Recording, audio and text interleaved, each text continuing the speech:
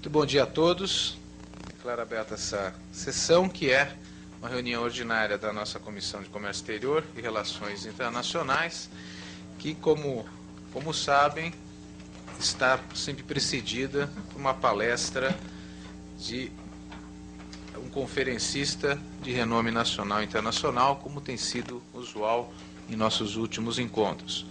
Hoje temos a honra de receber o professor Olavo de Carvalho, que será apresentado pelo membro da nossa comissão, o professor Fernando Lobo Dessa, que vai nos brindar com uma palestra: o Brasil perante os conflitos da nova ordem mundial, oportunidades e desafios. E, professor Olavo, essa palestra também é gravada, depois é cedida para a videoteca da UAB, é transmitida também no interior, enfim, tem uma dimensão muito grande as palavras de Vossa Excelência nesse nosso evento. Passo a palavra, então, doutor Fernando Lobo Dessa. Bom dia a todos. Bom, fazer uma preleção sobre o professor Olavo de Carvalho é quase que uma redundância, porque os senhores devem acompanhar os seus artigos nos jornais. Ele, além de filósofo, escritor, é articulista do Globo, do Jornal da Tarde e da Zero Hora. O professor Olavo de Carvalho se destaca, além de ser um tratadista de Aristóteles, é um dos maiores filósofos da atualidade no Brasil. É um profundo conhecedor dos ensinamentos da filosofia clássica e combate com bastante argúcia e veemência a tendência de socialização do Estado e da supressão das garantias individuais. O professor Olavo defende com argumentos bastante argutos o liberalismo econômico e a liberdade de expressão, enfim, os direitos individuais clássicos. De modo que o professor Olavo é uma das maiores cabeças da atualidade na filosofia e no cenário filosófico brasileiro, que, portanto, dispensa maiores apresentações. Eu vou passar a palavra imediatamente a ele para que nós possamos beber das suas luzes. Então, professor Olavo, nós costumamos uma palestra de 30 a 40 minutos seguidos, debates, e encerramos por volta das 10 horas, se estiver bem. Obrigado. Então, bom dia a todos. Agradeço não somente o convite, mas as palavras gentis, não sei se exatas, mas gentis, ditas a meu respeito. Dito isto, entramos no assunto. O tema dessa palestra ele é temível, sobretudo porque não é possível você expor a sua visão de um conjunto de fatos quando esse próprio conjunto é desconhecido. Entre o Brasil e a situação mundial existe um abismo de informação que já vai para 30 anos. Se nós acompanharmos os livros e os estudos que têm sido publicados, sobretudo nos Estados Unidos e na Inglaterra, a respeito, vamos dizer, da nova estrutura de poder mundial de 30 anos para cá, nós veremos que praticamente nada disto chegou ao Brasil. Nem mesmo uma obra escrita, por exemplo, pelo um filósofo belga que morou no Brasil durante 20 anos, que é o padre Michel Scoyans. Ele publicou um livro chamado La Face Cachée de l'ONU, A Face Oculta da ONU. O livro está publicado há mais de 10 anos, e mesmo sendo um homem conhecidíssimo no meio universitário brasileiro, o livro não saiu até hoje. Para aqueles que se interessarem, eu posso depois fornecer por e-mail, eu lhes dou o número do meu o endereço eletrônico, para lhes dar algumas indicações de livros com os quais nós podemos começar a tampar este buraco. Você vê que em todo o âmbito das ciências humanas, o documento escrito, ele corresponde exatamente àquilo que é, nas ciências da natureza, os dados sensíveis, a observação dos dados sensíveis. Isso quer dizer, aquilo que não deixa documento, não deixa registro escrito de maneira alguma, não é estudável, não é acessível a inteligência humana passado algum tempo. Só o que nos resta são os documentos escritos. Então, a condição inicial, a condição número 1, número 0, para qualquer debate a respeito, é que você tenha, vamos dizer, o total acesso aos documentos. A cada semana, eu fico mais impressionado de ver como acontecimentos absolutamente fundamentais, essenciais para a compreensão do estado de coisas no mundo, não chegam ao conhecimento do Brasil nem pela mídia, nem mesmo pelo establishment universitário. Então, eu não sei realmente a que é devido isso, e também não interessa sondar as causas desta opinião, desta situação. Nós temos que aproveitar o nosso tempinho aqui para tentar preencher alguns pontos disso aí. Mas, se você observar a opinião, vamos dizer, a visão dominante na mídia e nas classes letradas brasileiras hoje, nós estamos acreditando piamente no tal do mundo unipolar. Quer dizer, existe uma grande potência que, quando a outra terminou, se tornou o poder dominante. E, ao mesmo tempo, ninguém pergunta, mas se tem um mundo unipolar, como é que tem tantos conflitos, tantas guerras assim? Né? Cadê no mundo onde existe ter duas expressões, é o mundo unipolar e pensamento único. No mundo onde você tem um poder unipolar e impera um pensamento único, de como é que as pessoas conseguem brigar tanto? Esta pergunta deveria surgir quase que instintivamente, mas ela jamais surge. Se nós, para começar a investigar a coisa, nada melhor do que ver o que se passa dentro do tal do poder unipolar. Quer dizer, supondo-se que os Estados Unidos sejam hoje a única grande potência, então é evidente que aquilo que se passa lá dentro nos dará uma imagem mais aproximada do esquema de poder no mundo. A presente eleição americana, ela mostra, vamos dizer, um divisor de águas que até hoje não foi muito bem, não foi nada compreendido no Brasil. A que correspondem exatamente essas duas figuras, vamos dizer, que não são simetricamente correspondentes de seus respectivos partidos, que são George Bush e Kerry? Por trás deles, existe nos Estados Unidos um conflito muito, muito, muito profundo entre duas concepções, vamos dizer, da função americana no mundo. Quando nós lemos o nosso noticiário, nós temos a impressão de que a ala do Bush representa a ala imperialista que quer dominar o mundo, e que o seu opositor, o John Kerry, é o indivíduo que pretende colocar um freio no imperialismo e deixar que as nações pequenas se autodefinam. Muito bem, só brasileiro acredita nisto. Não há ninguém no mundo que seja burro o suficiente para acreditar numa coisa desta. Por quê? Porque a sustentação do apoio a John Kerry e ao Bush, ela se define da seguinte maneira: Kerry está diretamente ligado, vamos dizer, a todas as grandes organizações que têm algo a ver com o poder global. Fundação Rockefeller, Fundação Ford, Fundação MacArthur, etc, etc.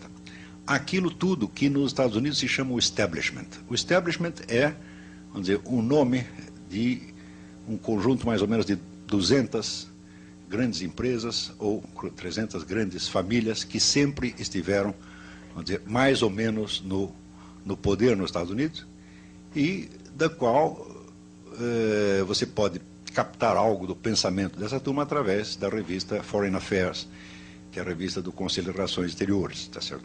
Se vocês estudarem a história do establishment, ele é exatamente o contrário do que se pensa dele no Brasil. Tudo que no Brasil se imagina como establishment, o establishment seria o topo do capitalismo, né? O comando geral do imperialismo yankee, e seria o suprassumo da direita internacional. Quando você vai rastrear a história do establishment, você verá que, desde o começo do século XX, em todas as eleições americanas, eles sempre apoiaram o candidato de tendência mais estatizante e socialista. Sempre, sempre e sempre. Qualquer sujeito que chegue lá com história de liberalizar a economia, ou com valores conservadores clássicos, nunca foi apoiado, com exceção do Reagan. O Reagan foi o único que apoiaram o candidato de tendência mais estatizante e socialista. Sempre, sempre e sempre. Qualquer sujeito que chegue lá com história de liberalizar a economia,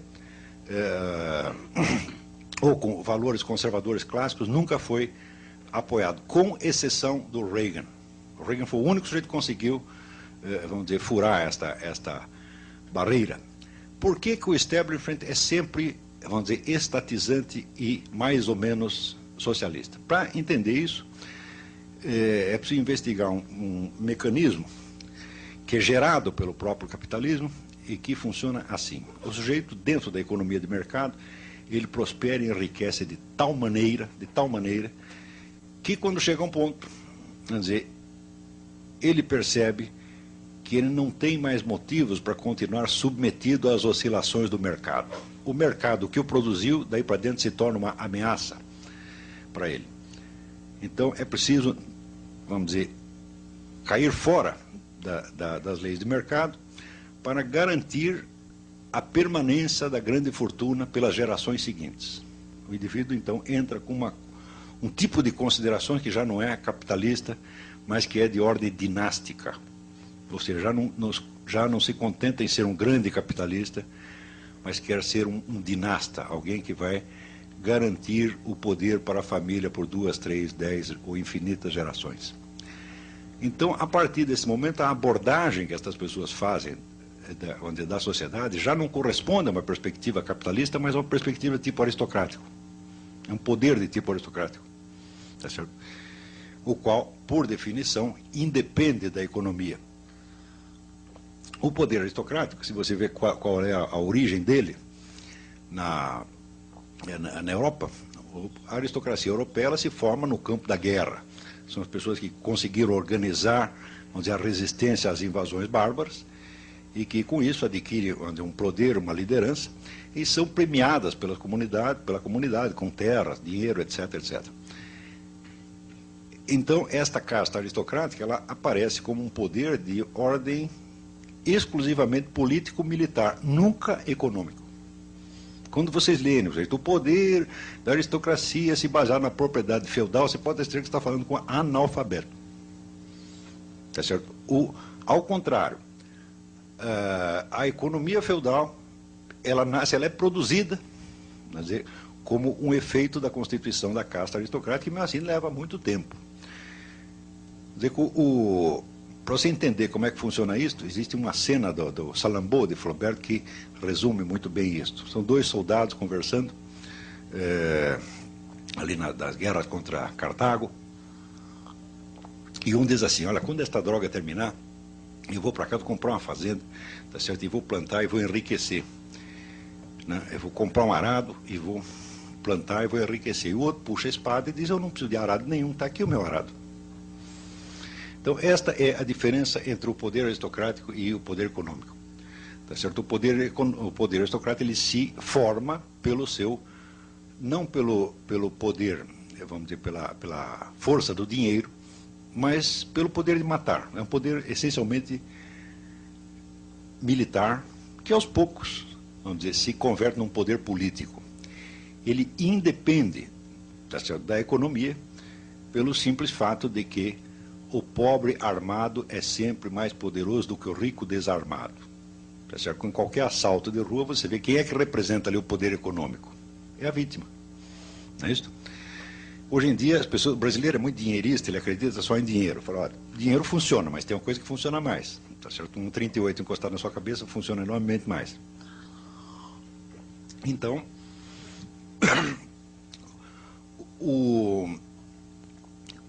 quando algumas, vamos dizer, grandes fortunas se tornam maiores ainda e começam a raciocinar em termos dinásticos, elas têm que vencer o próprio mecanismo da economia de mercado que as constituiu. E só tem um jeito de fazer isso: você tem que dominar o Estado. Tá certo? Então, quer dizer que o poder destas grandes organizações, é econômico até um certo ponto. Depois ele se converte num poder político-militar que já independe do curso das coisas econômicas. Por quê? Porque tem os meios, vamos dizer, de dirigir, de dominar, de estrangular esse mecanismo do mercado. A essas pessoas eu chamo os metacapitalistas. Metacapitalistas é que eles começaram como capitalistas, mas já transcenderam a condição de capitalistas e se tornaram uma espécie de nova casta aristocrática. Tá certo? A estas pessoas você pode dizer que o capitalismo como tal, o capitalismo liberal, não interessa mais. Então, qual seria a alternativa? O comunismo?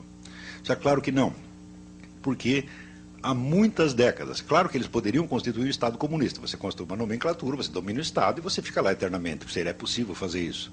Politicamente, sim. O que não é economicamente.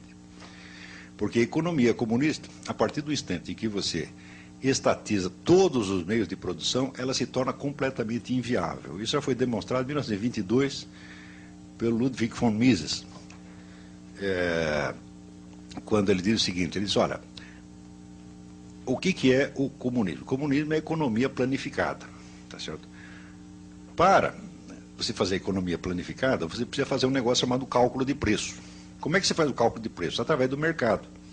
Se você abole a economia de mercado, não tem preço, portanto não tem cálculo de preço, portanto não tem economia planificada. Então, quem quer que tenha acreditado por 2 minutos em economia comunista, tá certo? Acredita no quadrado redondo. Tá certo? Então, isso aí, você não pense que a elite econômica ou que a elite governante soviética não sabia disso. Sempre souberam. Tá certo? Então, economia, quem quer que diga, nós vamos aqui implantar uma economia comunista, você não vai não. O que você vai fazer é o seguinte, você vai chamar de comunismo e você vai criar um capitalismo subterrâneo clandestino que representará, como representou na Rússia, mais de 50% da economia. Tá certo? E em cima você vai maquiar com um planejamento comunista, feito todinho, exatamente como foram feitas as estatísticas soviéticas, na base, vamos dizer, de dados falsificados. As estatísticas soviéticas não é que elas eram falseadas, elas eram totalmente inventadas. Não havia lugar no mundo onde o governo ignorasse tão majestosamente a realidade da economia do que na União Soviética. Tá certo? Quer dizer, aquele que parecia ser a economia mais dirigida do mundo era a economia mais anárquica do mundo. Como é que você vê isso? Vocês já repararam como no dia seguinte da queda do comunismo apareceram milionários russos? Sim, do dia para a noite. Como é que pode ter tanto milionário se não tinha propriedade privada dos meios de produção? Resposta, tinha, sempre teve. Só oficialmente é que não tinha. A cúpula soviética, então, deixava que esse capitalismo subterrâneo, vamos dizer, se desenvolvesse, porque era isso que sustentava a economia. Então, isso quer dizer que a cúpula do movimento comunista no mundo já sabe disto há 70 anos. E a fórmula mais tarde adotada pela China, que é o regime chinês atual, quer dizer, nós temos uma estrutura de poder comunista em cima de uma economia mais ou menos capitalista. Esta é a grande fórmula para a neo-aristocracia. Está compreendendo? Nós temos os dois tipos de poder. Nós somos os donos dos grandes grupos econômicos e nós somos os donos do partido. É por isso que você verá esses fenômenos que tantas pessoas não conseguem entender.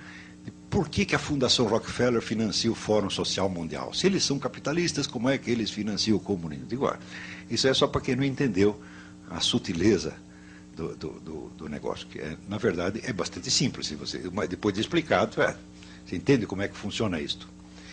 Eles podem fomentar a política socialista no mundo inteiro porque eles sabem perfeitamente que a tal da economia comunista nunca chegará a ser implantada, ela sempre ficará no meio. O socialismo meia bomba. E no socialismo meia bomba, quem ganha? Eles mesmos. Está entendendo? Então, só basta você fundar assim, Partido Nacional Socialista dos Trabalhadores do Rio Grande do Sul. Né? Vai lá, pede dinheiro para a Fundação Rockefeller, eles vão te dar. Agora, se você disser, não, nós queremos aqui uma fundação de ideais conservadores, judaico-cristãos, etc. Não, esse não pode. Por quê? Porque isso aí periga, né, de representar um problema sério para eles. A única coisa que eles temem realmente é o império das leis de mercado. Eles querem o mercado, mas o mercado deles, evidentemente. Então, é o meio mercado. É meio mercado e meio socialismo. Eu digo, perfeito, esta é a síntese, este é o regime chinês. Está compreendendo? Então, se você estudar a história do establishment, tá certo? Assim, empresa por empresa, pessoa por pessoa, ideia por ideia, não nas grandes generalizações sociológicas, mas rastreasse um por um o que foi que o sujeito disse, você verá, por exemplo, que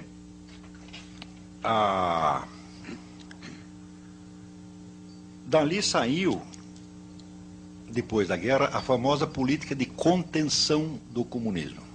Já ouviram falar de George F. Kennan? Hein? George F. Kennan era um diplomata, filósofo americano, que inventou a estratégia de contenção do comunismo. Eu digo, olha, suponha o seguinte, que você está armado até os dentes, rico, tá certo? E você está sendo desafiado por um sujeito pobre e desarmado, não é isso? Mas que quer acabar com você. Tá certo? O que você faz? Você dá um tiro nele ou você se limita a contê-lo? Esta era a situação no fim da Segunda Guerra. A União Soviética estava absolutamente devastada, a sua economia em frangalhos, o exército não existia mais, mas mesmo assim tinham aquela posição agressiva de se expandir e tomar o mundo. Daí chega o americano e diz, não, nós vamos fazer uma política de contenção. Hoje, a contenção é mostrada como se fosse, vamos dizer, uma decisão da extrema-direita, mais extremada. Imagina que coisa, tentaram conter o comunismo. Mas acontece que a alternativa que se discutia na época não era entre você conter o comunismo ou você deixar ele fazer o que quisesse. Era entre contê-lo e destruí-lo. E optaram pela contenção. Tá certo? Então, a contenção significa o seguinte, o comunismo é tremendamente útil para nós. Nós não podemos acabar com ele. Se acabar com ele, nós vamos ter que inventar outro movimento socialista para pregar a estatização da economia por toda parte. E como eles já estão fazendo isso, então deixa que façam, porque eles implantar o regime que eles estão dizendo, eles não vão fazer porque ele é economicamente inviável. Todas as vezes que eles tentarem fazer isso, eles vão se endividar, e para quem que eles vão pedir dinheiro? Para nós mesmos. Como sempre aconteceu, né? O regime comunista sempre sobreviveu de ajuda ocidental, estatal ou privada. Então, não vale a pena acabar com o comunismo, é preciso contê-lo. Então, quer dizer, esta pequena consideração estratégica dessas grandes fortunas custaram aproximadamente, no mínimo, 40 milhões de vidas humanas, que foi o que o comunismo matou depois disto. Então, as pessoas que tinham meios de liquidar com aquilo já depois da guerra, não liquidar, não, deixa crescer, é bom para nós. Então, quando as pessoas imaginam que essa grande elite econômica é cínica, eu digo, você não sabe o que é cinismo, põe cinismo nisso, é muito mais do que está pensando. É? Então,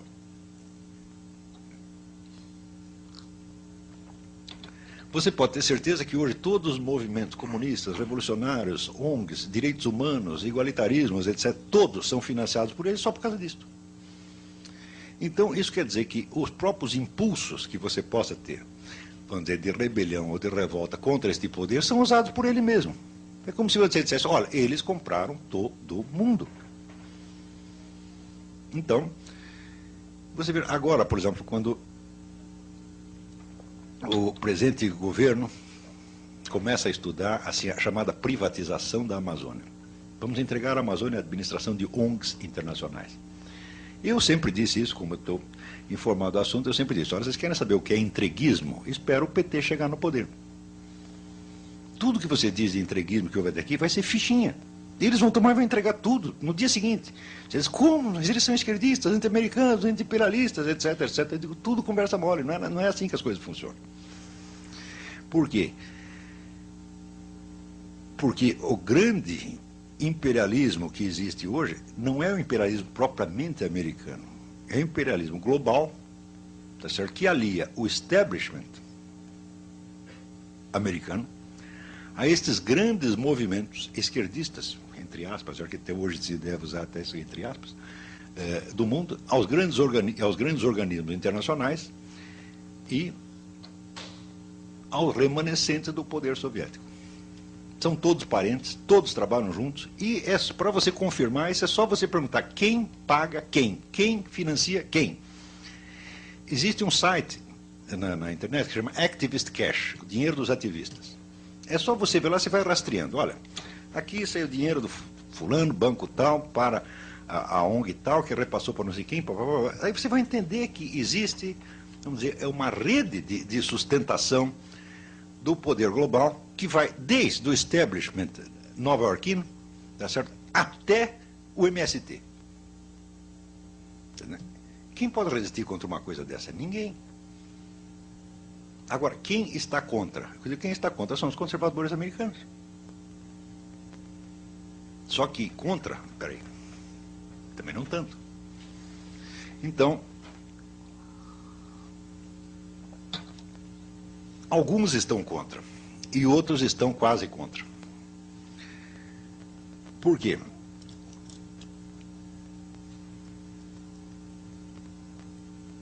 A sociedade americana, o grande segredo do sucesso dela é o que está explicado no livro do Alexis de Tocqueville, A Democracia na América, onde eles, olha, eles aqui conseguiram fazer uma coisa extraordinária, que é uma síntese de economia liberal com moral tradicional judaico-cristã. Só lá tem isto, mais lugar nenhum.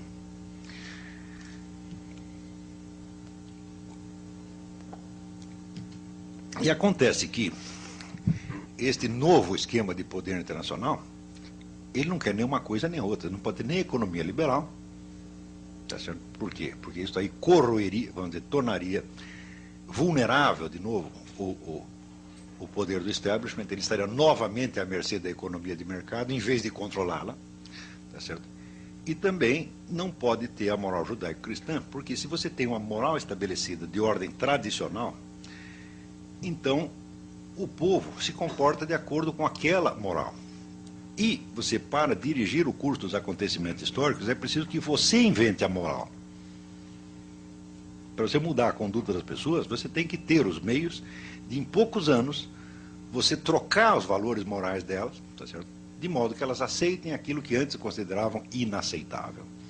Então, quando você vai ver toda a grande revolução dos costumes morais que tem no mundo, é o movimento gay, é isso, é aquilo, da onde sai a grana? Dali mesmo.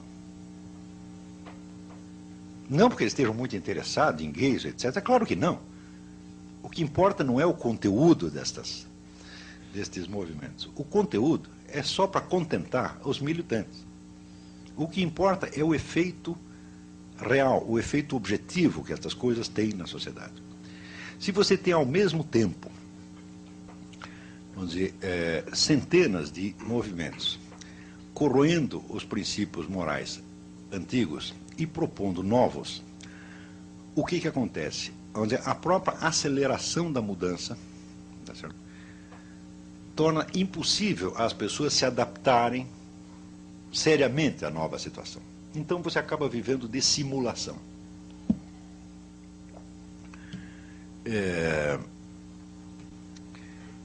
E na hora que você começa a viver de simulação, você perdeu consistência como ser humano. Você não é mais senhor das suas decisões. Você é uma pessoa inteiramente vulnerável à influência de fora. Depois você vê a rapidez com que as pessoas mudam de opinião, tá certo? Assim, do dia para a noite, só porque a mídia disse isto, disse aquilo, vocês experimentem ver o que se passa na área médica. Por exemplo, diz, tal coisa faz mal. No dia seguinte, todo mundo foge daquela coisa. Você não sabe se faz mal mesmo. Então, esta área, estas campanhas médicas que alertam contra isso ou aquilo, elas são, por exemplo, uma espécie de laboratório de controle social. Você pode dizer, hoje, o prazo que o establishment necessita para mudar as atitudes da humanidade inteira sobre o que quer que seja é de aproximadamente 3 meses. Tamanho, onde o poder que isto concentrou nas mãos. E aquelas correntes, organizações que acreditam, que você acredita, que elas mesmas acreditam estar fazendo oposição a isso, acreditam que são os anti-imperialistas, são financiados pela mesma central. Tá certo? Ora, nos Estados Unidos, um certo grupo de pessoas intelectuais conservadores há 50 anos começou a perceber esta coisa e falou, peraí, nós não queremos isso. Nós queremos viver no antigo sistema americano. Nós queremos a moral judaico-cristã, queremos as liberdades individuais, tampouco nos lixando para isso. Quanto à posição americana no mundo, nós nos contentamos em ser a nação mais rica, mais poderosa, mais culta, etc, etc. Nós não queremos inventar não queremos ter que administrar o mundo inteiro. Tá certo? A loucura atual é tamanha que é este pessoal que aparece na mídia como se fosse os imperialistas que querem dominar o mundo. E outro, justamente a Fundação Ford, Rockefeller, etc, etc, por trás de Kerry, aparece como se fossem os anti-imperialistas. Né? Eu digo, bom, no mundo, hoje em dia, está um pouco difícil enganar as pessoas a esse ponto. Nos Estados Unidos não conseguem enganar, mas aqui enganam a todos por causa da falta total de informação circulante. Tá certo? Vamos dizer, a bibliografia existente sobre isso é tão grande, que eu não consigo sequer completar a lista de livros. Vamos dizer, eu comprei e li uns 200. Que ninguém leu aqui, ninguém nem sabe o que é isso, ninguém sabe do que eu estou falando. Tá certo? As pessoas pegam a pessoa mais culta do país, elas não sabem. Por quê? A informação circulante depende apenas de dois meios: mídia, os jornais, televisão e o movimento editorial. E quando você vai ver as pessoas que mandam em mídia e movimento editorial, que não são os respectivos donos, porque hoje uma redação de jornal tem uma autonomia extraordinária, são todas pessoas que, de um modo ou de outro, estão ligadas a esses mesmos movimentos, né, que, por serem americanos, anti-americanos, acreditam que são anti-imperialistas. Então eu digo, olha, houve uma conspiração geral das ilusões. Eu engano você, você me engana, né, eu conto uma história da carochinha para você, você conta uma para mim, e nós todos estamos contentes. Resultado, ninguém busca uma informação fora do que está circulando há 30 anos. Tá certo? Não é proibido buscá-la. Você pode perfeitamente, né, importar os livros, observar o site da internet, mas acontece que, pela média, ninguém se lembra de fazer isso. Quando você começa a fazer isso, você descobre que as coisas não eram exatamente do jeito que você imaginava, você fica muito confuso, porque você estava imaginando, vamos dizer, qual é a visão antiga. Existe aqui o imperialismo, o capitalismo, que está aliado a, vamos dizer, imperialismo, que está aliado a valores conservadores, etc, etc. E, por outro lado, existe, vamos dizer, o socialismo, que está aliado ao nacionalismo, ao anti-imperialismo, etc, etc. De repente, toda a sua cabeça fica bagunçada. Quando você percebe que os estereótipos que você está usando não correspondem à distribuição real dos papéis dos agentes efetivos. Quando você vê que, veja só esse dado, por exemplo, eu lembro quando teve o Fórum Social Mundial, eu estava em Porto Alegre, né, e eu tinha ido dar um curso lá e me botaram num hotel de 5 estrelas. Tá certo? E de repente o hotel de 5 estrelas estava cheio de pé rapado. Tinha um monte de cara de MST, sem terra, quer dizer, vocês sem terra num hotel de 5 estrelas. Eu digo, como é possível uma coisa dessa? Eu, do meu bolso, não poderia pagar esse hotel. Eu só estou aqui porque me chamaram por um dia para dar uma conferência. Como é que eles conseguiram aí? Quem pagou isso? Quando você vai ver da onde sai a grana, é Fundação Ford, Fundação Rockefeller, etc, etc. Fala, pera um pouquinho. Uma das boas maneiras de você saber qual é o sentido do que o sujeito está fazendo é saber de onde vem o dinheiro dele. Não é isso? Porque ninguém vai pagar para você fazer o contrário do que ele quer. Isso aí, você pagaria?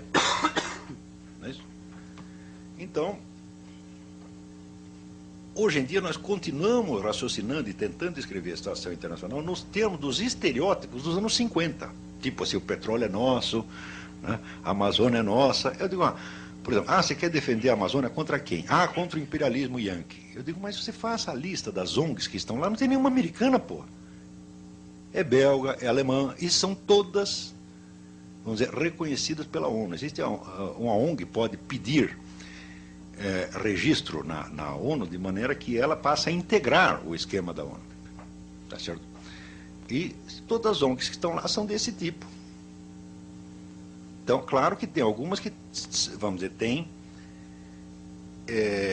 indivíduos e até grupos americanos que financiam, mas não tem nada a ver com o governo americano. O esquema está na ONU e não no governo americano. O governo americano esqueceu da América Latina há 20 anos. Ele não está fazendo absolutamente nada aqui. Vamos dizer, para disfarçar a tremenda penetração desse novo poder internacional, o pessoal fica gritando contra o imperialismo americano e acredita, por exemplo, que o imperialismo americano vai atuar através da ALCA. Eu digo, mas como pode ser através da ALCA se o tratado a ser discutido na ALCA não está nem escrito ainda, não houve proposta nenhuma? Como é que você pode dizer que uma proposta é escorchante se ela não foi feita? E se a redação da proposta incumbirá também a você? Né? É a mesma coisa assim, você quer fazer um negócio comigo? Vamos sentar e conversar. Você está querendo me roubar, esse é proposta leonina. Eu falo, mas eu não fiz nenhuma, pô. Então, a ALCA não existe, tá certo? E se ela existir, se ela vier a existir, Então, a quem ela favorecerá? Supondo-se que haja um negócio leonino, a estes mesmos grupos.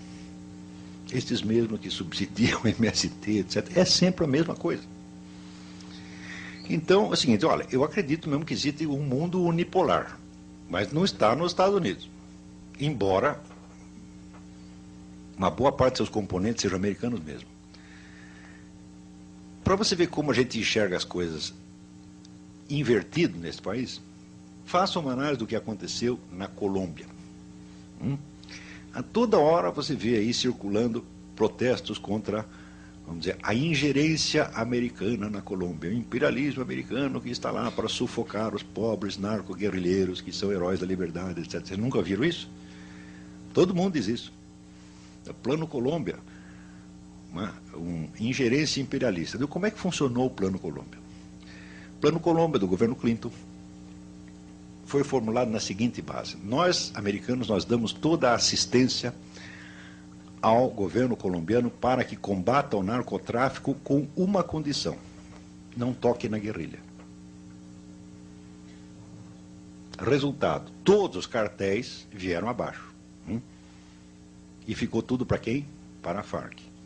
Graças ao Plano Colômbia, a Farc se tornou, vamos dizer, o maior poder militar latino-americano com um orçamento superior ao de todas as forças armadas latino-americanas somadas. Você vai dizer, mas que burrada do governo Clinton. Eu digo, você acha que o governo Clinton é meio burro a ponto de fazer uma coisa dessa? Se você ajuda a combater todos os delinquentes menos um, o que acontece com esse um? Ele se torna o único, né? Ou seja, isto é claro que foi intencional. Ora, passado um tempo, você vê que o presidente da Bolsa de Mercadorias de Nova York, cujo nome me esqueço, é um sobrenome italiano, foi fazer uma visita ao Raul Reyes, visita de cortesia ao comandante-geral das Farc. E ficaram 3 dias lá no meio do mato conversando, sabe-se lá sobre o quê. O que se sabe é que 1/3 da grana que circula pela Bolsa de Mercadorias de Nova York é do narcotráfico. Então, você vê, o pessoal de fora fica achando assim, não, o imperialismo americano está sufocando, né, a pobre guerrilha. Eu digo, não está sufocando nada, está ajudando. Mas, vamos dizer, os estereótipos de que existe aqui o nacionalismo de esquerda contra o imperialismo americano ainda continua na cabeça de todo mundo. Ou seja, nós já estamos... Nós somos como um ator que, assim, que, olha, esse sujeito aqui está representando o Hamlet, está fazendo um baita sucesso no Hamlet, aí acaba a temporada do Hamlet e chamam você para representar o Otelo. Tá certo? E você chega lá no Otelo e continua, ser ou não ser, esta questão, etc. Você está a peça anterior está completamente deslocado da nova situação. Eu não digo que entenda perfeitamente a nova situação, não, também não entendo. Isso aí é muito complexo, é muito abrangente demais. Isso não é coisa para uma cabeça humana, isso é coisa para alguns milhares de cabeças humanas tentando pensar, tá certo? E, infelizmente, eu só tenho a minha. E pode ter certeza que ninguém está me ajudando a entender isso. Ao contrário, ninguém parece que quer entender. Na mídia, pelo menos, não querem.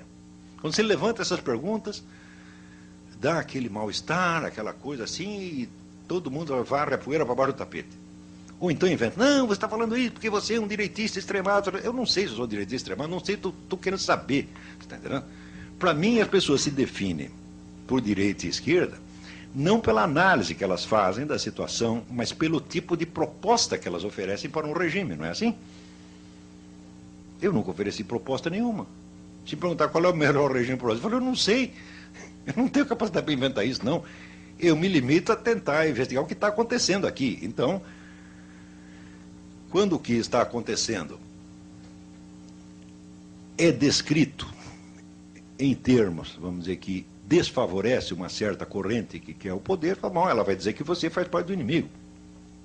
E como no Brasil ninguém pensa com a própria cabeça, quer dizer, cada um só repete o discurso que o partido mandou dizer, ou que o grupo mandou dizer, eles acham que eu estou fazendo a mesma coisa. Eu não pertenço a partido nenhuma, organização nenhuma, igrejinha nenhuma, sociedade secreta nenhuma, está entendendo? Eu mal pertenço à minha família, está entendendo? Tá compreendendo? Não, porque eu passo 80% do tempo fora de casa. Veja que quando chego lá, os caras não me conhecem mais, entendeu? Então, falou, olha, a única sociedade que eu estou ligado é aquilo ali, você está entendendo? Mesmo assim, é uma participação muito tênue, né? A minha... eu chego lá... Pô, eu estou entendendo, eu acho que eu estou mais ou menos... Mas se eu disser, vamos dizer que eu estou maluco. Porque ninguém...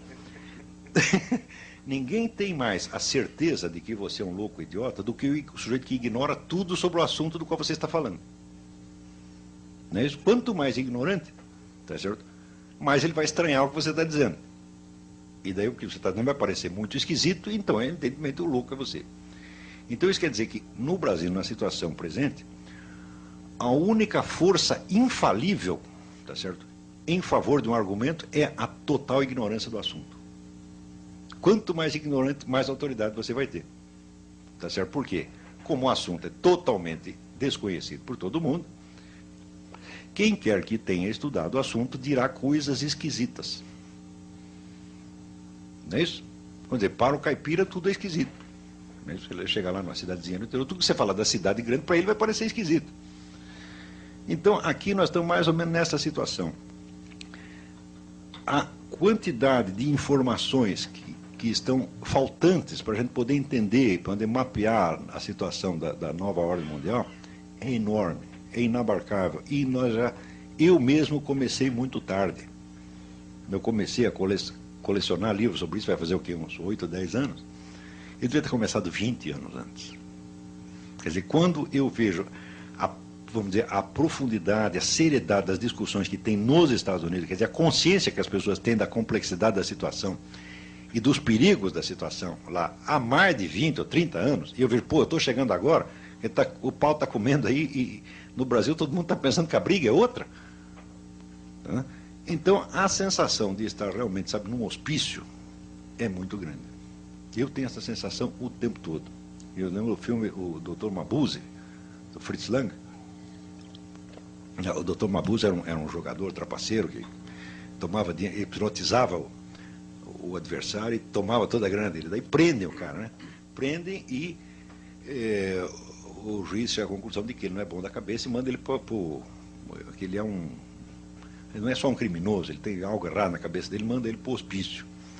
Então o que ele faz? Ele ajunta os loucos e monta uma revolução e os loucos tomam o poder. Entendeu? Eu digo, mas isso está acontecendo aqui. Nós conseguimos fazer um país que está totalmente fora da realidade universal. Aqui, por exemplo, se fala de Estados Unidos o dia inteiro.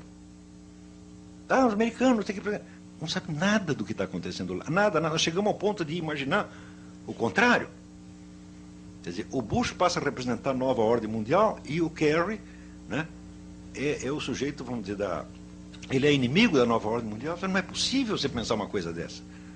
O que existe é o seguinte, o Kerry é 100% homem do establishment, como Bill Clinton também era. É o homem do metacapitalismo, que é o homem do socialismo meia-bomba, que é o socialismo dos ricos, que é o único socialismo que existe. Tá certo?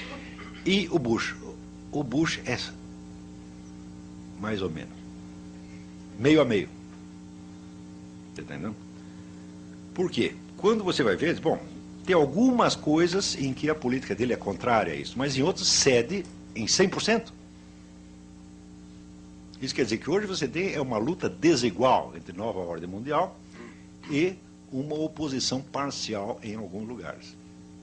Tá entendendo? Nos Estados Unidos, essa oposição é representada pelo Bush, representada muito mal, porque ele, assim, ele é meio humorista, vamos no cravo ou na ferradura. Por exemplo, você vê que a dissolução das soberanias nacionais faz parte deste programa da nova ordem mundial 100%. Isto é item fundamental. Como é que você faz para destruir as soberanias nacionais? Eu digo, é simples. Você começa por criar normas de educação que sejam aplicadas uniformemente em todo o mundo. Você sabe que o Brasil tem ministro da educação só põe uma coisa. Para ir até a sede da ONU, perguntar lá, como é a receita, mestre? Pega lá, vem aqui e repassa, já adota isso aqui. E foi o que fez o Paulo Renato. O serviço dele consistiu nisto, tá certo? E é assim no mundo inteiro. Se você for na Zâmbia, os parâmetros educacionais são os mesmos. E os parâmetros educacionais vêm com toda aquela conversa mole, politicamente correta, coitadinhos dos gays, coitadinhos das minorias, coitadinhos não sei o quê. E você pensa que você aderindo a isso, você está indo contra o imperialismo e a nova ordem mundial. Mas é ele que está pagando para você dizer isto, pô. Todas estas questões, gay, minoria e tal, são objetivamente irrelevantes. Todas elas. Só interessa a função que desempenham no conjunto. Você quer ser a favor de gay? Seja. Você quer ser a favor, você quer ser contra? Seja. Isto não influi nem contribui, como dizia o Paulo Francis. Entendeu? Isto não fede nem cheira. O que importa é que tem que ter, entre aspas, movimentos sociais. Um montão de movimento social. Quanto mais movimento social tem, você cria, assim, por exemplo, conexões, redes internacionais. Você cria aqui, sei lá, a associação dos... em prol das crianças carentes de cor verde com bolinhas. Entendeu? Então, imediatamente aquilo será integrado na rede internacional criada pela ONU, vai circular verba para este movimento, tá certo? E você criará lealdades internacionais que são muito mais profundas do que qualquer lealdade nacional. Qualquer pessoa ligada a qualquer movimento social no mundo, ela está mais, vamos dizer, o vínculo político dela é muito mais com a rede internacional do que com o seu país. Então, imediatamente, acabam as soberanias. Você não precisa acabar com elas no papel. Porque, veja, a grande mudança social, cultural e política que está sendo implantada no mundo, ela não é uma obra de improviso. As pessoas ficaram 100 anos pensando isto. Quando surgiu o primeiro plano de nova ordem mundial? Surge em 1650 com um sujeito chamado João Amos Comênios. Um educador, nascido, parece, na Morávia. Quando você vê o plano do Comênios e você vê a estrutura da ONU, eu digo, mas é o plano do Comênios, igualzinho. Isto veio sendo discutido em elites intelectuais e financeiras e políticas no mundo durante todo este tempo. Entendeu? A bibliografia existente em torno é absolutamente inabarcável. Se você disser, olha, eu quero fazer uma história das ideias de nova ordem mundial, você vai dedicar a sua vida e não vai terminar. Por volta no fim do século XIX, um sujeito chamado Cecil Rhodes, que era um milionário inglês, fundador da Rodésia, ele criou um sistema de bolsas de estudo para criar uma elite intelectual mundial capaz de discutir essas coisas e, eventualmente, chegar a uma nova ordem mundial. Não se trata de uma conspiração, como as pessoas dizem. Não, tudo isso é público. Tá certo? Se torna um pouco misterioso para o cidadão comum por um motivo muito simples. São ações de tão longo prazo que ultrapassam o prazo de vida das pessoas. São planos feitos para 100, 200 ou 300 anos depois. E isso, na cabeça do cidadão comum, é invisível. Como é invisível, ele vai dizer que é uma conspiração. Então, mas neste mesmo momento, enquanto nós estamos discutindo e conversando sobre isso aqui, você pode ter certeza que tem umas 100 ou 200, tá certo? Comissões da ONU, think tanks, elites universitárias, etc., etc., discutindo novas modificações políticas, culturais, etc., que resultarão na mundialização do poder. Eles fazem isso dia e noite.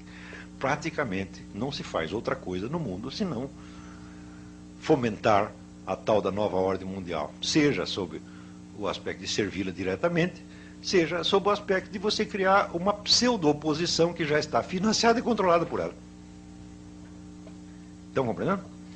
Qual é a nossa posição no meio disso? A resposta é simples. Nós não somos nada, nós não mandamos absolutamente nada e nós sequer sabemos o que está acontecendo. Nós somos o marido traído, o último a saber. Tá certo? Então, o que é para fazer? Como é que vamos orientar a nossa política? Não dá para orientar a política. Primeiro, você teria que tentar saber o que está acontecendo. A minha sugestão é essa. Vamos começar a estudar o problema. Vamos nos informar e vamos saber. Tá certo? vamos tentar nos atualizar com as melhores discussões que tem a respeito. Tá certo? Claro que circula muita bobagem contra a nova ordem mundial também, porque tem pessoa que fica assustada, fica traumatizada, fica um horror, tá certo? Então, daí cria uma literatura de tipo teoria da conspiração. É claro que a palavra conspiração, a própria ideia de conspiração é de uma imbecilidade fantástica. Ninguém faz uma conspiração para vencer depois de morto, faz?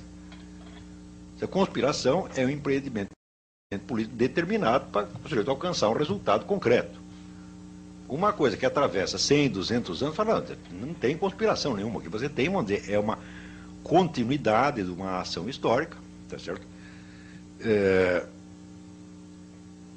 Que, na quase totalidade dos casos, não tem absolutamente nada de secreto, mas que às vezes ultrapassa um pouco a imaginação das pessoas, do cidadão comum. Mas nós não somos cidadãos comuns. Nós somos gente de estudo, nós somos uma elite universitária, tá certo? Nós somos gente letrada, nós temos outras obrigações. O cidadão comum, o homem que está aí varrendo a rua, ele não tem obrigação nenhuma de entender isso e nem de tentar entender, mas nós temos. Você quer me ver ficar bravo?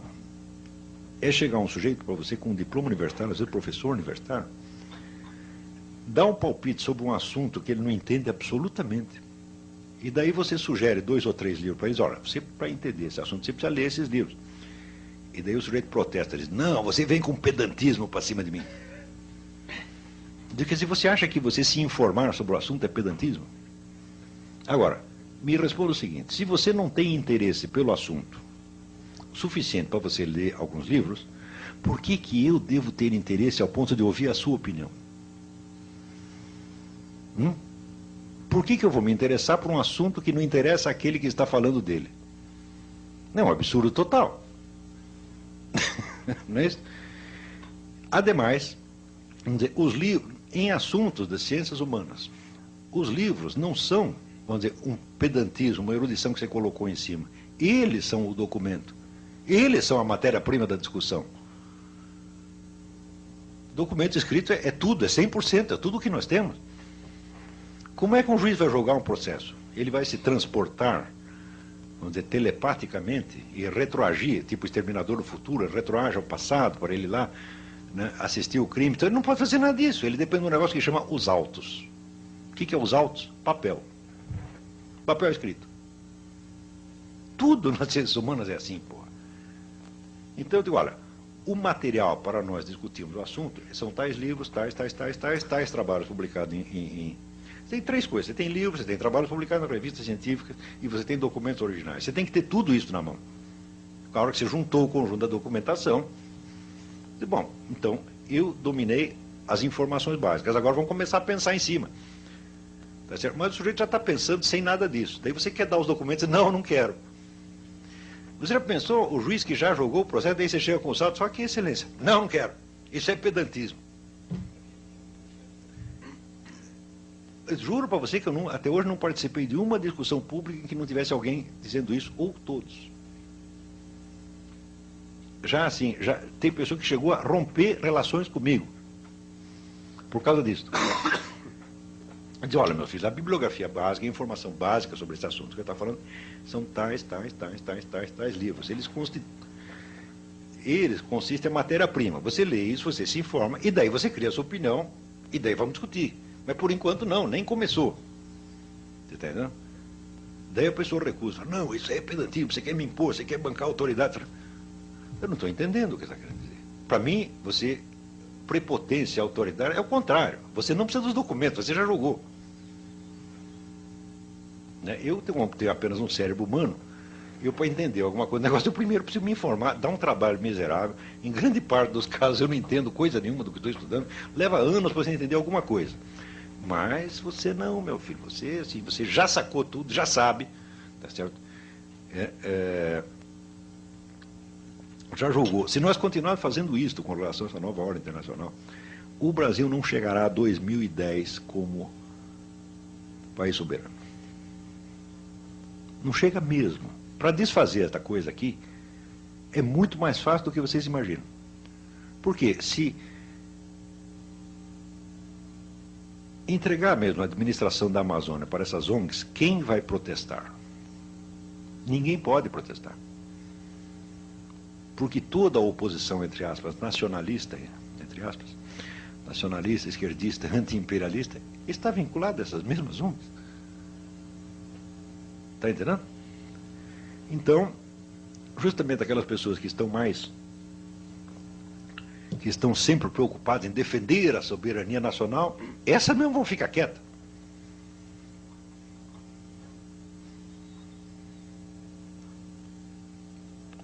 Então, houve um longo trabalho, vamos dizer, de você desarmar a inteligência brasileira, porque ela realmente não entende as coisas. E na hora que está bem, a situação está bem confusa, aí você dá o passo e diz aqui, entregamos a administração para as ONGs. Não vai haver condição de você articular uma oposição a isso, porque as pessoas não estão nem entendendo. Como é que nós vamos fazer oposição se eles estão entregando para os índios, e se a gente estava lutando em favor dos índios? Então, o que é comprometer a pessoa? Está todo mundo com o rabo preso numa coisa ou na outra. Não com o rabo preso financeiramente, por corrupção, não, mas pela concepção e pelos valores que tem defendido.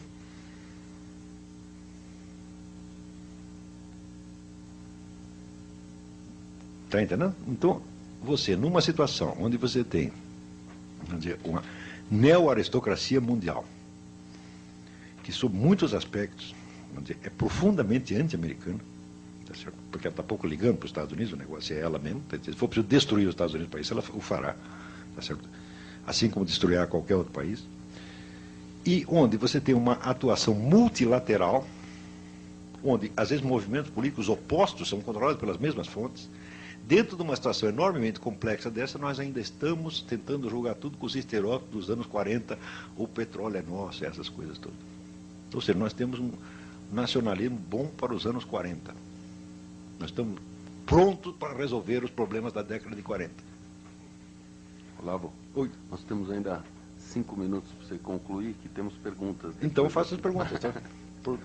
Estou às ordens.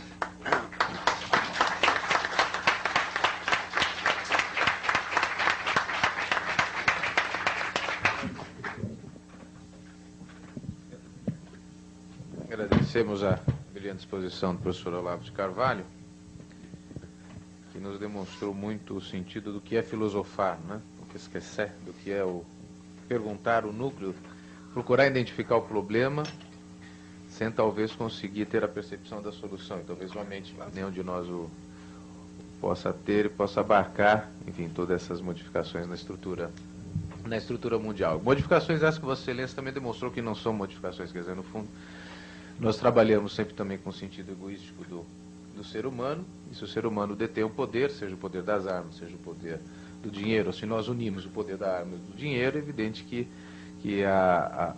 vamos dizer, o espectro de influência social no mundo é tremendo. Também é fato que a erosão dos valores morais e sociais da sociedade também culminam por ser instrumento de manipulação. A ignorância, obviamente, interessa na manutenção do status quo, na manutenção do poder. Eu me recordo de detalhes curiosos, né? Quer dizer, a gente podia pegar um monte de exemplos disso. Eu me recordo quando eu tinha meus 16 anos, mais ou menos, se tentou introduzir o preservativo, a camisinha, como um meio de método anticoncepcional. E era interessante que a camisinha era ligada a algo efetivamente, vamos dizer, de baixo nível. Quer dizer, não havia qualquer assimilação na sociedade, a possibilidade de se conversar sobre camisinha em qualquer foro familiar. É uma coisa absolutamente impossível. E uma grande indústria farmacêutica fez um reclame, uma propaganda, que eles mostravam uma moça, uma metáfora mostrando uma moça vestindo uma meia, dizendo que a preservativa era algo muito bonito, e nunca pegou. Aquilo era algo que nem era objeto de debate, porque era uma coisa grosseira, era ligada com prostituição, com bordéis, enfim. Não era assimilável em qualquer debate social.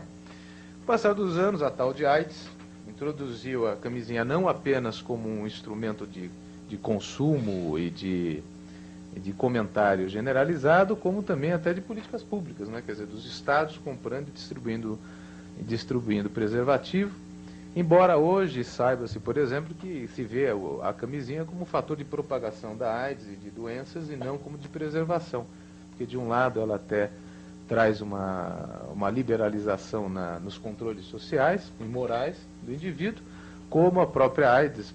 Isso é um problema africano, até um site do governo americano, do Serviço de Saúde norte-americano. Quem for no site vai ver o governo norte-americano dizendo: olha, gente, tome muito cuidado, que a camisinha não protege de maneira eficaz contra a AIDS. Uma série de razões, entre elas que o vírus da AIDS é centenas de vezes menor que o espermatozoide, enfim. Então, quem acha que a camisinha protegeria de alguma coisa está rigorosamente equivocado. Mas esses fatos que Vossa Excelência levantou, quer dizer, mostrando os motivos egoísticos, são de fato evidentes, mas também Aristóteles colocava a própria ignorância como um fator de escravização natural, né? Quer dizer, o ignorante é um escravo da sua própria natureza. Então, de um lado, nós temos que ter um movimento de esclarecimento. De outro lado, nós precisamos ver que a sociedade não consegue, numa dinâmica muito eficiente, dar esse esclarecimento generalizado. Então, Vossa Excelência debate para as elites se formando podem ficar esclarecidas e auxiliar em movimentos de mudança. Mas, a parte disso, nós temos uma grande massa populacional que demandam serviços sociais, demandam educação, saúde, saneamento, assim por diante. Só dentro do contexto desenhado é que me parece que, não quero chamar isso de uma visão maniqueísta sua entre bons e maus, mas onde são os idealistas? Quer dizer, mesmo nos grandes grupos não há um idealismo, claro, são todos não, manipulados. Claro que é, mas claro que há. Enfim, mas só para ter. Então, essa é só uma colocação que eu coloco para a provocação, e que talvez o que pudéssemos fazer é passar talvez breves questões, se o senhor preferisse talvez anotar, e responderia todas na sequência, se estiver bem. Tá bom. Tá bom? Um Agostinho, por gentileza. Depois, quem quiser, por favor, já me fale. Apenas também, colocação breve de duas perguntas. Eu estava me lembrando, Antônio Carlos, e ao ouvi-lo primeiro, Antônio Carlos depois, lembrando de alguma coisa que dizia, escreveu Pontes de Miranda.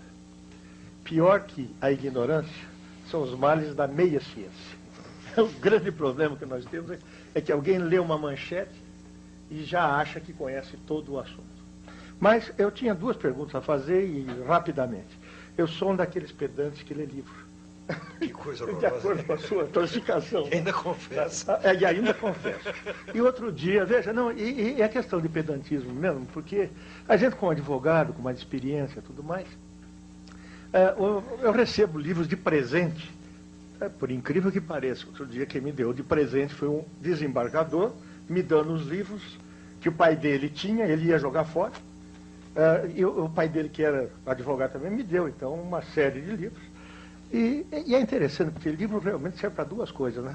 Uma é calço de mesa, outra é para vender a peso, porque realmente é o que acontece hoje no Brasil. Mas ele me deu esses livros, e um deles que eu peguei era um livro de Benjamin Constant, não brasileiro, de 1829, falando sobre o poder mundial, e se detendo ali, na França, na Rússia, na Inglaterra, com certeza, falando dos Estados Unidos, que em 1829 ele já previa quem seria os Estados Unidos, e falando do Brasil alguma coisa que eu achei interessante, dizendo que é o seguinte, que o Brasil era um gigante que tinha o corpo na América e a cabeça na Europa. A minha pergunta hoje, primeira pergunta é essa: onde está a cabeça do Brasil hoje? Se é que tem. Se é que tem. Primeira pergunta. A segunda é o seguinte: nós temos hoje uma tendência mundial à formação dos blocos regionais. A discussão que se faz em termos de direito internacional normalmente é o seguinte: quando se forma um bloco regional, tipo União Europeia, tipo NAFTA, Mercosul, existe uma transferência de soberania, ou seja, perda de soberania do país, ou uma delegação de soberania, como querem outros. E eu fiquei muito interessado quando mencionou justamente essa questão da perda da soberania, que me parece que aí realmente é que existe, reside todo o busilis da questão.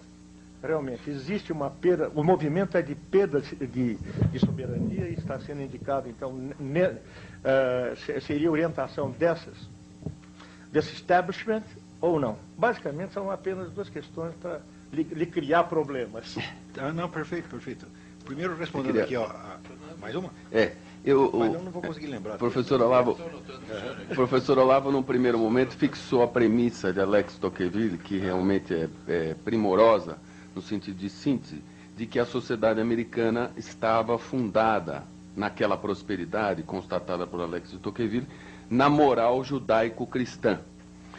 Considerando que a religião judaica e a religião cristã ainda persistem no mundo e com uma certa força, como está esta moral judaica e cristã diante dessa manipulação denunciada pelo professor? Anselmo. Não, peraí, mas se acumular mais perguntas eu vou ficar maluco. Mas eu estou anotando. Faz mais. Eu anotei para o senhor. Porque tem um ditado árabe que diz: só um perfeito idiota se propõe a responder todas as perguntas.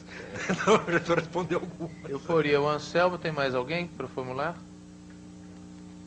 Você é a Paula. Então, Anselmo, por favor. E Paula. Acho que a gente está sem microfone, Anselmo. Então, se você puder ser breve e alto. Ambos são estudantes de Direito, por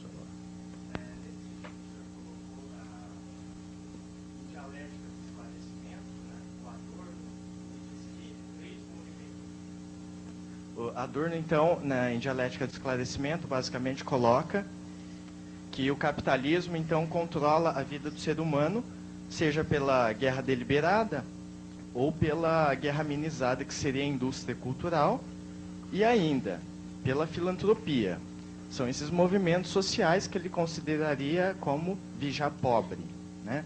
Justamente esse cinismo que o senhor atribuiu a esses movimentos ou ONGs que fazem esse tipo de política. E, nesse sentido, também eu gostaria de perguntar se o senhor concorda que a gente caminha, ou estamos ainda numa espécie de idade média, onde o conhecimento, a universidade, os livros, enfim, não é a realidade para a grande maioria da população e fica se discutindo entre elites. Essa é a minha colocação. Obrigado. Não sei se eu entendi Paula, a pergunta, última. mas... Acho que eu resumiria. Se eu estiver errado, eu falo. O Anselmo me corrige. A Paula, por favor, você passa aqui, Anselmo, por gentileza. Professor, eu tenho acompanhado, né, as notícias de jornal justamente com relação à ONU e o Conselho de Segurança, e eu queria entender melhor a intenção do Brasil de ter uma maior representatividade no Conselho de Segurança e tendo em vista essa mentalidade do Brasil justamente de não estar a par do que acontece mundialmente, se essa representatividade do Brasil no Conselho de Segurança iria ser viável mesmo poder ajudar no final, quer dizer, nas decisões que hoje estão sendo proferidas e que na verdade não estão podendo ser executadas justamente pela falta de democratização. Não sei bem explicar isso no que acontece hoje, né, com os membros antigos que foram desde a criação da ONU, que nunca mais foi alterada, né? Era mais ou menos isso que eu queria entender melhor. Se eu conseguir resumir as questões. Vamos lá. Bom, primeiro a minha questão é assim: onde está o idealismo na formulação das políticas públicas? Como ele pode, enfim, influenciar, né, a formulação das políticas públicas? Não é melhor fazer uma por uma, eu respondo e daí você lê a seguinte? Pode ser. Eu diria, as três eu acho que tem a ver aqui. Idealismo primeiro, na formulação... eu acho essa pergunta fundamental, porque tá dizendo, pô, mas é tudo maligno, os caras estão querendo nos ferrar. Tá? Não, é claro que não é assim. Tá certo?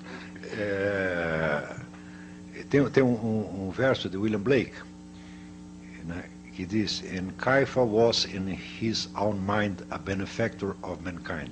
Quer dizer, Caifás, quando condenou Jesus Cristo, achava que estava fazendo um bem, que era um benfeitor da humanidade. Tá certo? Quer dizer, nós temos sempre que tentar interpretar as pessoas e os grupos, em primeiro lugar, o primeiro elemento que nós temos. Então, para compreender uma situação, isso já dizia Aristóteles, a primeira coisa é o discurso do agente. O que o agente diz a respeito daquilo que ele mesmo está fazendo. Tá certo? Nós não precisamos nem concordar, nem discordar, mas este elemento é, vamos dizer, um componente da situação. Quando nós vemos o discurso dos agentes da nova ordem mundial, dos inumeráveis agentes que tem, você vê que existe ali uma grande quantidade, tá certo, de utopismo humanitário. Os caras acham que estão fazendo um grande negócio mesmo. Cecil Rhodes acreditava que, vamos dizer, o futuro da humanidade dependia daquilo que ele estava fazendo, tá certo? Então, eles podem estar totalmente enganados, mas nós não podemos dizer, não, esse pessoal só está agindo por interesses malignos, tá certo? Não, a coisa realmente não é assim, A coisa pode ser objetivamente maligna, embora não sendo subjetivamente. O sujeito pode estar assentado numa visão falseada da realidade e pode, sobretudo, ele estar agindo, vamos dizer, num âmbito, numa dimensão, num horizonte que é muito maior do que ele mesmo compreende. Então, como disse, o sapateiro subiu além das chinelas. Tá certo? E é justamente por esta pretensão, vamos dizer, abusiva, que se torna maligno. Quando você vê, se você estudar a história de Adolf Hitler, você verá em Hitler uma coisa muito peculiar. Ele não era um sujeito inculto. Ele sabia páginas e páginas de Nietzsche e Schopenhauer de cor. Sabia, vamos dizer, as óperas de Wagner de cor e tal, mas tinha uma coisa característica: ele só tinha cultura alemã. Ele nunca na vida tinha lido um único livro estrangeiro. Não é uma coisa estranha? Aqui existe um personagem caricato, que é assim que é o Policarpo Quaresma. Tudo que é estrangeiro, Policarpo Quaresma não lia. E existe um sujeito que fez a caricatura de si mesmo, um escritor francês chamado Paul Léotot, tá certo, que era um nacionalista francês, e perguntaram para ele se ele tinha lido a Bíblia. Ele disse: eu não leio livros que não foram escritos em francês. Então, como é que um tipo assim, vamos dizer, profunda, totalmente provinciano na sua cultura, ao mesmo tempo ele tem planos de escala mundial? Não é esquisito? Pelo menos o Policarpo Quaresma queria reformar só o Brasil. Mas Hitler, só sabendo da Alemanha, queria reformar o mundo. Não é normal isto. É totalmente esquisito, desproporcional. Este problema, vamos dizer, do incapaz, que tem um poder infinitamente superior ao seu horizonte de consciência, é um fenômeno da modernidade. Porque os meios de poder aumentaram muito. E eles podem concentrar facilmente na mão de incapazes. Então, admitamos a hipótese: na cabeça dele, Hitler era um benfeitor da humanidade. Só que é o seguinte: ele não sabe o que é humanidade, ele não sabe o que é o bem, tá entendendo? Ele está no mundo da lua e querendo nos impor vamos dizer, aquela visãozinha desse tamanho que ele tem. Ele quer nos vestir aquela camisa de força. Você está entendendo? Então, vamos dizer, não podemos julgar as pessoas nem pelo seu idealismo e nem pela sua má intenção. O problema não é este. Você não precisa de má intenção para você fazer um estrago extraordinário. Basta você estar lidando com coisas que estão acima da sua capacidade. Porque aí, isso já implica a prepotência. Quer dizer, é o ignorante que não compreende as coisas e quer lhe impor a sua visão. Eu acho que existem mais pessoas, o mal no mundo vem mais disto aqui, vamos dizer, do que da malícia consciente. Eu tenho três que eu acho que a gente pode consolidar, que é a do Dr. Agostinho Papaula, que é onde está a cabeça do Brasil, se há uma perda de soberania, uma delegação de soberania, e esse papel do protagonismo do Brasil nos foros internacionais, principalmente no Conselho de Segurança, se tem benefícios ou não para o país e para a humanidade, vamos dizer assim. Você veja, se você pensar a cabeça do Brasil, e você estudar a história da inteligência brasileira, a inteligência, vamos dizer, a classe letrada atuante, aquilo que o Pierre Bourdieu chama as classes falantes, quer dizer, as pessoas que atuam através do conhecimento. Se você pegar a elite letrada do tempo do Império, tá certo? Ela era de nível internacional. Qualquer um daqueles, um Oliveira Lima, um Joaquim Nabuco, tá certo? Era idêntico a qualquer outro, qualquer concorrente americano ou europeu. Isso foi caindo, até um ponto do inimaginável. Né? Quer dizer, a degradação intelectual do Brasil, ela não pode mais ser, não há mais meios de descrevê-la. Eu outro dia até estava lendo as apostilas daquele pedagogo romeno, Reuven Feuerstein, que é especialista em recuperar a inteligência de meninos retardados mentais. E ele obtém sucesso. Ele pega um sujeito retardadinho mental, daqui a pouco o rapaz está estudando cálculo integral. Realmente ele tem uma técnica fantástica para isso. E ele faz uma lista de 28 deficiências básicas da inteligência humana. Né? E eu fui pegando uma por uma e analisando discursos públicos, tá certo, de intelectuais à luz daquilo. Não estou brincando. Parece cômico, mas não é. Eu estou falando a sério. Ele diz, por exemplo, a incapacidade de você apreender constantes por trás de um fluxo de acontecimentos. Isso no Brasil é quase obrigatório.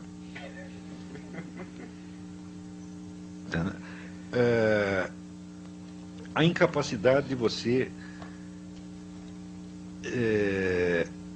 produzir mais de uma hipótese. Você não tem mais de uma hipótese. De cara já aposta numa hipótese, todas as outras não chegou a pensar naquilo. E assim por diante. Então, as 28, eu falei, mas peraí, mas as 28 no Brasil não são deficiências, elas são simplesmente a regra do jogo, é esta. É isso que fazem nossos professores universitários. Eles estão repassando esta deficiência de geração em geração. Isso se tornou inteiramente normal. É por isso que, por exemplo, eu estou escrevendo, porque tenho essa coluna na mídia, vai fazer mais de 10 anos. Eu nunca disse alguma coisa, tá certo, que não fosse respondida com outra completamente diferente. Nunca tocaram no assunto. Nunca. Se eu digo, essa semana, por exemplo, eu estava reclamando, o movimento gay está fazendo um assédio judicial contra o Dom Eugênio Salles. Junta 1.000, 2.000, 10.000 pessoas, todo mundo mete processo nele. Eu digo, pô, mas isso é uma sacanagem, uma prepotência. O que me responderam? Homofobia. Espera aí. Quer dizer que se juntasse, digamos, 1.000 religiosos para fazer um assédio judicial contra um gay, seria mais decente? É isso que você está querendo dizer? Ou seja, eu não estou discutindo nada de negócio de homossexual, estou falando desse procedimento judicial, não dá para focar nisso aqui, a pessoa logo muda de assunto. Isso é 100% assim. Nunca houve uma única discussão de alguma coisa que eu dissesse, um único artigo meu, que versasse sobre o mesmo assunto do artigo. Nunca.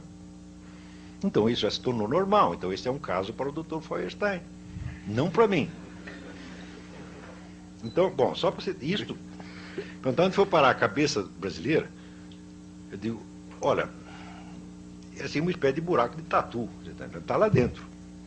Nós metemos a cabeça embaixo da terra, cobrimos, tampamos e não queremos saber de coisa nenhuma. Na medida que você faz isso, o que acontece? Você não entende a situação, você não consegue elaborá-la intelectualmente, então você se torna um cara impulsivo, você fica com os nervos à flor da pele, e você se sente o tempo todo ofendido, perseguido, magoado, desprezado, humilhado, tá certo? E você começa a protestar.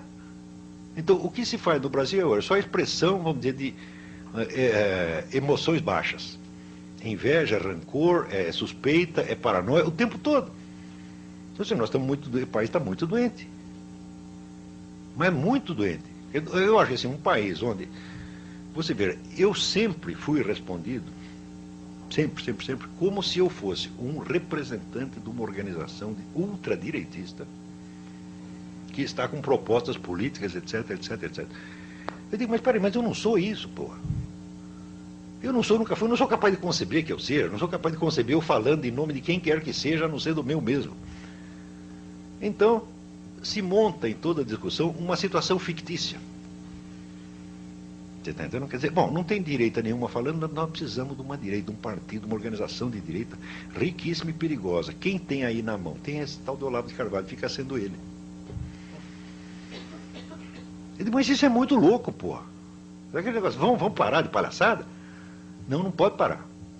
Então, isso quer dizer que o teatro brasileiro, nós seguimos tanto com esse fingimento, que agora não podemos voltar mais atrás.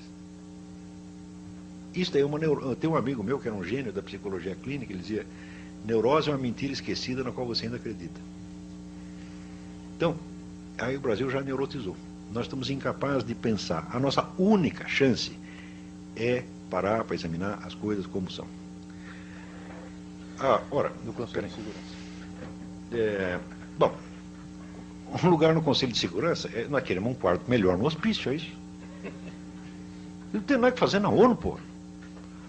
Não tem nem que estar lá. Ela só nos faz mal. O problema da nossa previdência vem da ONU, o problema da nossa educação vem da ONU, o problema da saúde vem da ONU, o problema vamos dizer, do banditismo vem da ONU, tudo. Quer dizer, a ONU vem nos ensinar a resolver nossos problemas. Porque não resolve o problema dela. Por exemplo, vocês sabem qual é a maior taxa de pedofilia no mundo? Os assistentes sociais da ONU. Se fala de padre católico, bom, tem aí 50 padres católicos. Para cada padre católico que pegou um menino, tem 500 cara da ONU que pegaram menino, sobretudo na África. Eles não conseguem resolver nem isto. Eu acho que a ONU tem que fechar. Tem que acabar com esse negócio. Você veja o caso do Iraque. Quanto tempo eles ficaram discutindo o Iraque? O total de vítimas, de presos políticos mortos no Iraque, parece que é 300 mil. Mais ou menos isso. Se não for 300, 250, alguma coisa assim. Você divide isso aí pelo tempo que o Saddam Hussein governou aquele negócio, dá 30 pessoas por dia. Quer dizer, cada novo dia de discussões, mais 30, e mais 30, e mais 30, e mais 30. De repente, chega uma hora que o Bush diz, perdi a paciência, agora eu vou lá e invado. Diz, muito bem, morreu 3 mil pessoas. Total, que morreu é 3 mil, 4 mil. Eu digo, bom, se você prosseguisse a discussão por mais 3 meses, ia morrer mais ainda. Então, todas essas pessoas que morreram durante o tempo que a ONU ficou discutindo, não precisariam ter morrido. Então, falaram, foi certo invadir o Iraque? Eu, no começo, eu achava errado. Na hora que abriram as covas e começou a aparecer cadáver, falaram, claro que foi certo, tem que parar essa porcaria já. Você não pode reconhecer a soberania a soberania é isso, o cara vai matar a sua própria população o tempo todo, sem parar. Então, não interessa se foi guerra do petróleo, esse negócio acabou e já era para ter acabado há muito tempo. Tá certo? Então, eu sinceramente não sei qual é a vantagem de estar na ONU. Tem as duas perguntas finais aqui. E a pergunta dele sobre o negócio da indústria cultural. Anselmo, que, se eu entendi a pergunta, Anselmo, enfim, entende que também que os livros podem ser instrumento de manipulação, seria isso. Quer dizer, o próprio livro não ser um instrumento de libertação, mas de manipulação, talvez em síntese. Bom, manipulação do conhecimento. E finalizando com a pergunta do Fernando, como está a moral judaico-cristã nos dias de hoje? As duas perguntas, uma encaixa com a outra. Bom, então, você veja, os autos do processo não são instrumento de manipulação? Então os dois ali tentando manipular o juiz? Então ele diz, não quero ser manipulado, então não vou ler nada disso, mas senão eles vão me enrolar. Mas é claro que, veja, todo e qualquer discurso, sobre o que quer que seja, ele tem que ser interpretado primeiro como discurso do agente. Ou seja, o sujeito diz uma coisa, esta é a definição que ele está dando dele mesmo. Tá certo? Seja com o intuito de te manipular, seja com o intuito de se justificar, este é o primeiro nível de entendimento do texto que você tem que ter. Depois, no segundo nível, todo e qualquer discurso é resposta a um outro discurso. Então, contra quem ele está falando? Então, daí você começa a articular a autodefinição que o sujeito se dá e articula numa outra. Em terceiro lugar, todo e qualquer discurso é um componente de uma situação de discurso. Então, quando você pega, primeiro, a autodefinição do agente. Segundo, a relação que ele tem com o seu antagonista, o seu parceiro, etc, etc. E terceiro, ele, quando um componente da situação, fala, bom, se você, depois de tudo isso, você conseguir ser manipulado pelo discurso, é porque tu é muito burro. Agora, você é manipulado por quê? Porque você não faz essa análise. Ou quando faz, você já tem, vamos dizer, uma desconfiança seletiva. E na desconfiança seletiva, você oculta a sua própria posição dentro da coisa. Você pode dar uma descrição até exata do fenômeno que você está dizendo, mas você está ocultando a sua função lá dentro. É o que fazia Theodor Adorno. A indústria cultural é financiada pelo capitalismo. Quem financiava a escola de Frankfurt?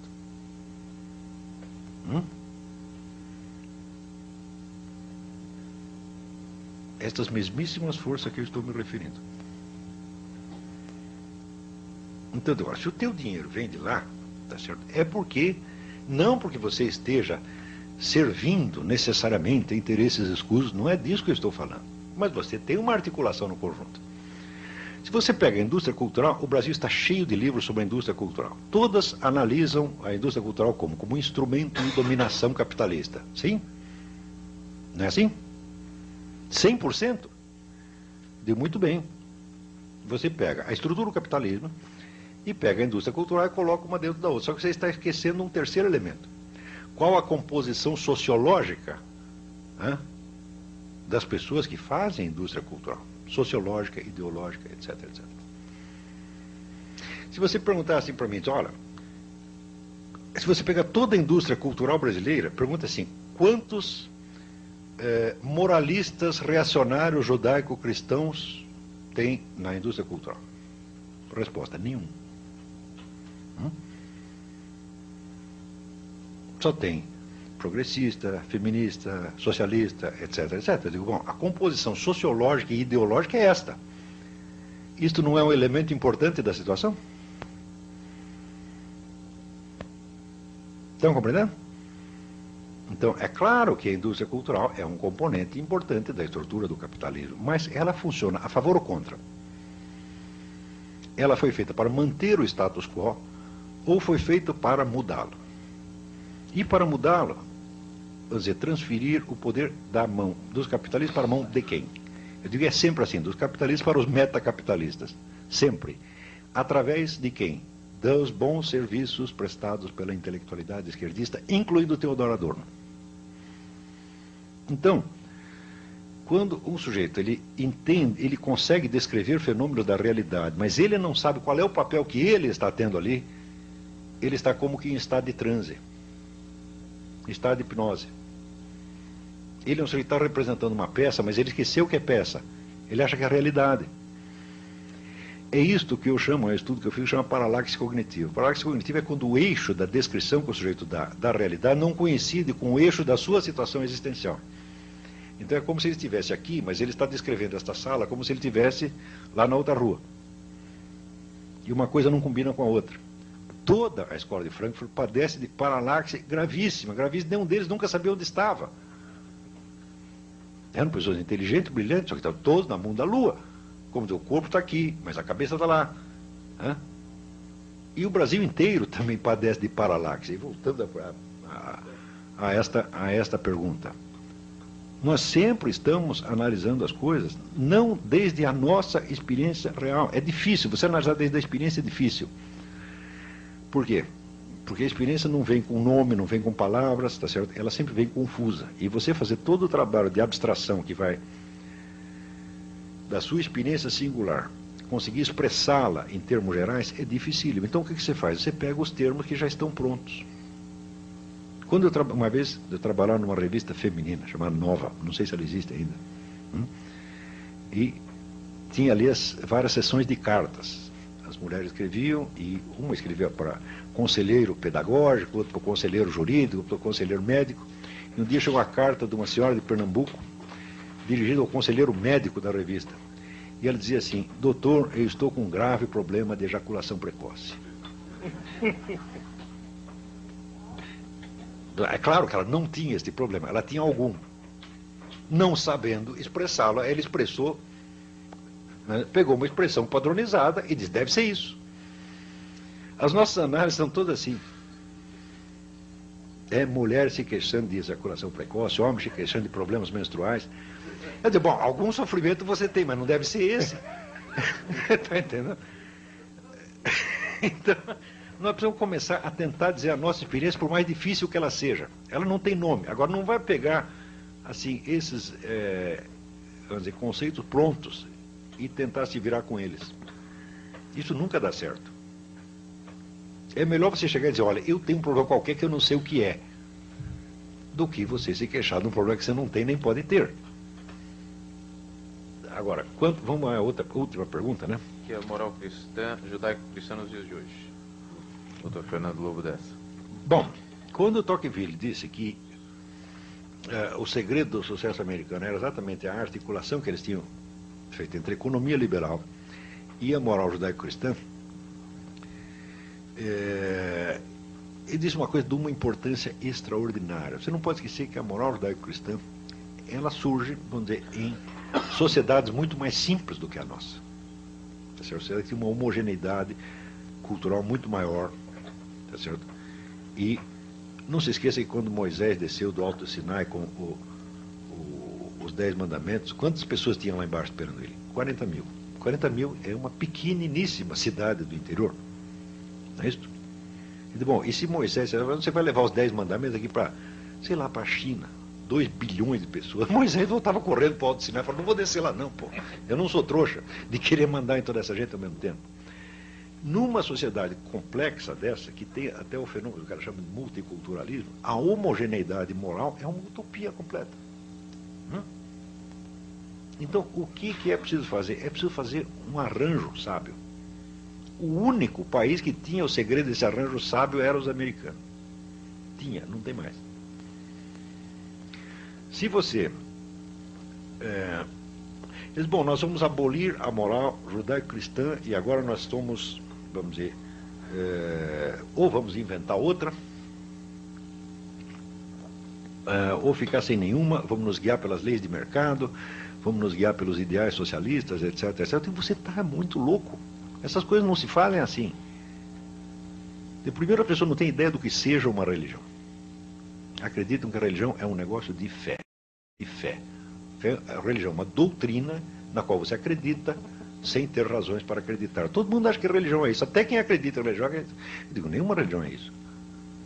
Entre o surgimento do cristianismo e a formulação da doutrina cristã passaram-se alguns séculos. O cristianismo não aparece uma forma de doutrina, aparece uma forma de uma série de acontecimentos com um impacto formidável, entendeu?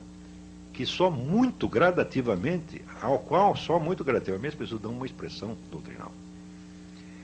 Ou você consegue imaginar, pelo menos vivenciar imaginativamente esses acontecimentos, para você, vamos dizer, conseguir de algum modo penetrar na atmosfera originária daquela religião, ou você nunca vai saber o que é a religião. Você pegar o que é o judaísmo, é um conjunto de crenças, digo, não, é a história real do povo judeu ao longo dos milênios, conservada na memória coletiva. Ou você consegue conceber isso, ou você nunca vai saber o que é judaísmo. Agora, todo mundo discute religião acreditando que é um formulário de crenças prontinho, no qual ou você acredita ou não acredita. Que estupidez é essa? As religiões são o único elemento criador de civilização. Não tem outro, não existiu, nem vai existir outro jamais. Então, as pessoas acham que elas podem inventar uma civilização em laboratório, eu digo, elas vão produzir monstros. E ora, se você pensar, há 200 anos nós temos feito isso, nós temos inventado sociedades que são monstros. O que é a sociedade, a maravilhosa sociedade liberal da Revolução Francesa, né?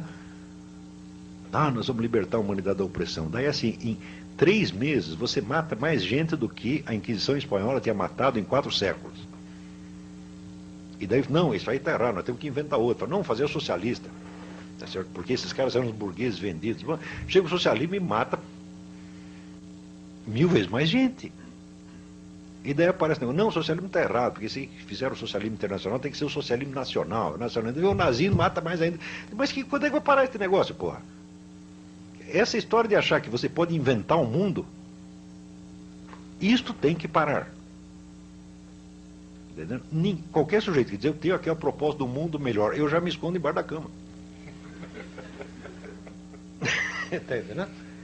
E os caras estão inventando, já inventaram o mundo da democracia francesa, o mundo do socialismo, do nacional-socialismo, etc. Agora estão com a nova ordem mundial. Se fosse possível, vamos dizer, lançar um programa, o meu programa é inteiramente negativo. Eu falo, ora, mundo melhor não, de jeito nenhum. Vamos tentar entender isso mais ou menos como está. E quanto menos você mexer. E nesse sentido, eu posso dizer, eu sou um conservador. Conservador é um sujeito que tem medo de mexer nas coisas para não piorar.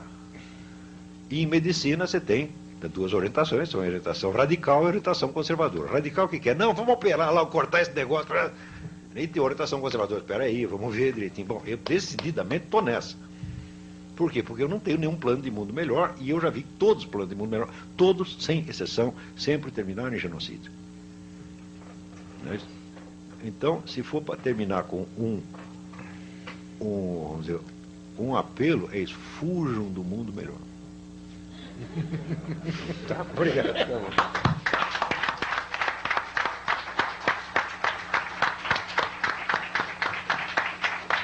Temos a agradecer a aula do professor Olavo de Carvalho. Certamente todos sairemos com muito mais indagações do que respostas, que parece ter sido a provocação de Vossa Excelência. E sobre engenharia social tem um livro muito bom, que é o do Paul Johnson, Modern Times. No Modern Times, o Paul Johnson traça todo o século XX as várias experiências de engenharia social, que demonstrando todas as experiências sociais terminando em genocídio e continuam terminando em genocídios, como o senhor bem colocou.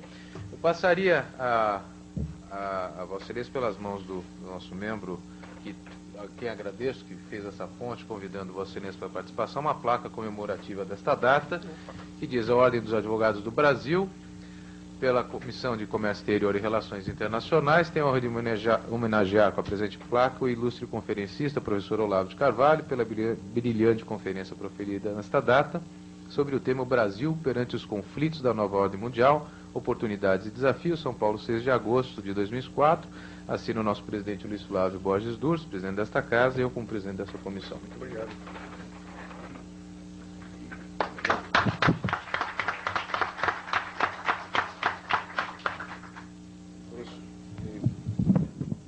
Professor Olavo, essa casa fica aberta a Vossa Excelência. Nós vamos ter a continuidade agora da nossa reunião. Pediria que o nosso vice-presidente, o Dr. Fernando, acompanhasse o nosso conferencista. Muito obrigado.